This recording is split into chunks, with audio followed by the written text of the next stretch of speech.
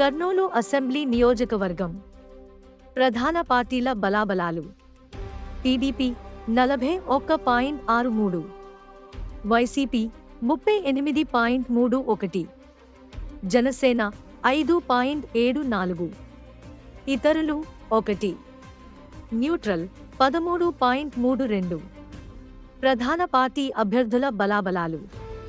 TDP TG Bharath 42.45, YCP Abdul Hafeez Khan 40.07, neutral 10.74.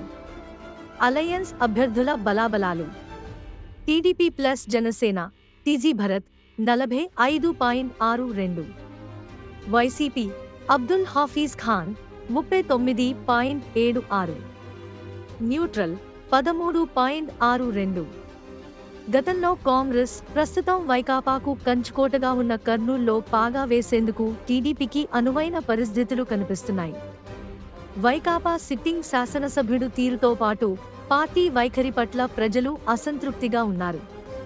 TDP incharge కుటుంబానికి నియోజకవర్గంపై పట్టు ఉండడంతో పాటు ఎటువంటి గ్రూపులు లేకపోవడం విపక్షానికి కలిసి వచ్చే అంశంగా ఉంది. వైకాపాలో గ్రూపు విభేదాలు తారాస్థాయికి చేరాయి. ఇక్కడ సీటు ఆశించేవారి సంఖ్య 3కు చేరింది.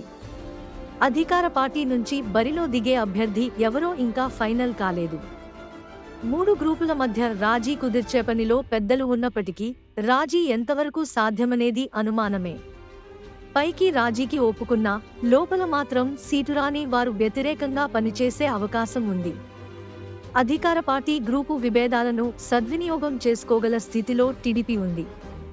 అంతిమంగా ఫలితం ఎలా ఉంటుందనేది ప్రస్తుతానికి సస్పెన్సే.